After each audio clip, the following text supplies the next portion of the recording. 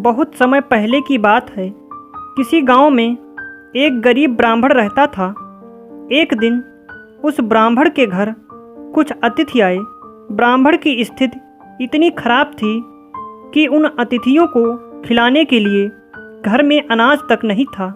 इस स्थिति को लेकर ही ब्राह्मण और उसकी पत्नी के बीच थोड़ी कहासुनी होने लगती है। ब्राह्मणी कहती है, तुम्हें पेट भरने योग्य अनाज कमाना भी नहीं आता है। इसी का नतीजा है कि आज घर में अतिथि आ खड़े हुए हैं और हमारे पास उन्हें खिलाने के लिए कुछ भी नहीं है।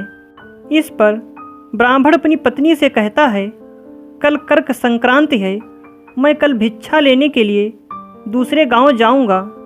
वहां एक ब्राह्मण ने मुझे आमंत्रित किया है। वह सूर्य देव की तृप्ति के लिए कुछ दान देना चाहता है।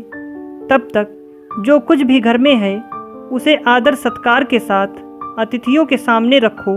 ब्राह्मण की यह बात सुनकर ब्राह्मणी कहती है, तेरी पत्नी होकर मैंने कभी सुख नहीं भोगा है। न कभी खाने को मेवा मिष्ठान मिला, न ही ढंग के वस्त्र और आभूषण।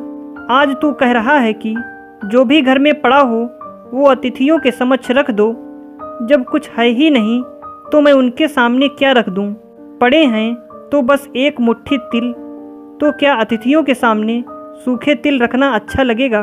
पत्नी की यह बात सुनकर ब्राह्मण कहता है, ब्राह्मणी, तुम्हें ऐसा बिल्कुल भी नहीं कहना चाहिए। कारण यह है कि इच्छा के अनुसार किसी भी मनुष्य को धन की प्राप्ति नहीं होती है। जरूरी है तो पेट भरना, और पेट भरने योग्य अनाज तो मैं ले ही आता हूँ। अधिक धन की चाहत अच्छी नहीं। ऐसी इच्छा का तुम्हें त्याग कर देना चाहिए। अधिक धन की इच्छा के चक्कर में मनुष्य के माथे पर शिखा बन जाती है। माथे पर शिखा वाली बात ब्राह्मणी बड़े ही आश्चर्य से ब्राह्मण से पूछती है। अधिक धन की इच्छा में माथे पर शिखा हो जाती है, मैं कुछ समझी नहीं। जो भी कहना है खुलकर कहिए। ब्राह्मणी के इस सवाल का जवाब देने के लिए ब्राह्मण अपनी पत्नी को शिकारी और गीदड़ की एक कहानी सुनाता है। ब्राह्मण कथा की शुरुआत करता है। एक दिन एक शिकारी जंगल में शिकार की खोज कर रहा था। जंगल में कुछ दूर आगे बढ़ने के बाद शिकारी को एक काले रंग का पहाड़ जैसा विशाल सूअर दिखाई देता है। सूअर को देखते ही शिकारी अपना धनुष उठा लेता है और कमान खींचते हुए सूअर पर निशाना लगा देता है। कमान से निकला हुआ तीर तीव्र गति से सूअर को घायल कर देता है। घायल होने पर सूअर चिंघाड़ता हुआ शिकारी पर पलटवार कर देता है। सूअर के तीखे दांतों से शिकारी का पेट फट जाता है। इस तरह शिकार और शिकारी दोनों का ही अंत हो जाता है। इसी बीच खाने की तलाश में भटकता हुआ एक भूखा गीदड़ वहां से होकर गुजरता है, जहां शिकारी और सूअर का शव पड़ा हुआ था। बिना मेहनत इतना सारा भोजन देख गीदड़ मन ही मन बहुत खुश होता है और मन ही मन सोचता है कि आज तो ईश्वर की बड़ी कृपा हुई, जो इतना अच्छा और अधिक भोजन एक साथ मुझे मिला है। मैं इसे धीरे धीरे और आराम से खाऊंगा, ताकि लंबे समय तक मैं इसे उपयोग में लाऊंगा। इस तरह मैं इस भोजन के साथ लंबे समय तक अपनी भूख को शांत रख पाऊंगा। इन सभी बातों पर विचार करते हुए गीदड़ सबसे पहले छोटी छोटी चीज़ों को खाना शुरू करता है। तभी उसे शिकारी के मृत शरीर के पास धनुष पड़ा दिखता है।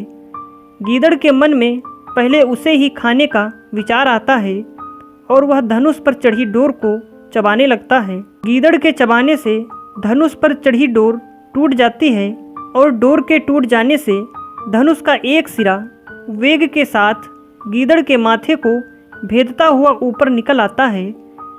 गीदड़ के माथे को भेद कर धनुष का जो सिरा गीदड़ के सिर पर निकल आता है, वह ऐसा प्रतीत होता है मानो गीदड़ के माथे पर शिखा निकल आई हो। घायल होने के कारण कुछ देर बाद गीदड़ की भी मौत हो जाती है। इतना कहते हुए ब्राह्मण कहता है, ब्राह्मणी, इसलिए मैं कहता हूँ कि ज़रूरत से अधिक लोभ से माथे पर शिखा आ जाती है। यह कथा सुनने के बाद ब्राह्मणी कहती है, ठीक है, अगर ऐसी बात है तो घर में जो मुट्ठी भर तिल पड़े हैं उन्हीं को मैं अतिथियों को खिला देती हूँ। ब्राह्मणी की यह बात सुनकर ब्राह्मण संतुष्ट होता है और भिक्षा मांगने के लिए घर से बाहर निकल जाता है। वहीं ब्राह्मणी भी घर में पड़े तिल को धूप में सुखाने के लिए फैला देती है। तभी कहीं से एक कुत्ता आ जाता है और उन साफ तिलों पर पेशाब कर देता है, जिससे सभी तिल खराब हो जाते हैं। तिल के खराब हो जाने पर ब्राह्मणी काफ़ी परेशान हो जाती है और सोचती है, यही तो तिल थे जिन्हें पकाकर मैं अतिथियों को खिला सकती थी, अब मैं क्या करूं? काफ़ी देर सोचने के बाद ब्राह्मणी को एक तरीका सूझा। उसने सोचा कि अगर वह गंदे तिलों के बदले साफ तिल देने की बात कहेगी तो कोई भी आसानी से मान जाएगा, साथ ही किसी को भी इन तिलों के खराब होने की बात पता नहीं चलेगी। इस विचार के साथ वह उन तिलों को लेकर घर घर घूमने लगी। ब्राह्मणी की यह बात सुनकर एक महिला वह तिल लेने के लिए तैयार हो गई, लेकिन उस महिला का पुत्र अर्थशास्त्र पढ़ा हुआ था। उसने अपनी माँ से कहा कि इन तिलों में जरूर कोई न कोई खोट होगी, वरना कौन साफ सुथरे तिलों को गंदे तिलों के बदले देने के लिए तैयार होगा। पुत्र की यह बात सुनकर महिला ने ब्राह्मणी के तिलों को लेने से मना कर दिया। अगर आपको हमारी कहानी अच्छी लगी तो लाइक और शेयर ज़रूर करें और ऐसी ही कहानियाँ सुनने के लिए हमारे चैनल को सब्सक्राइब करना बिल्कुल ना भूलें।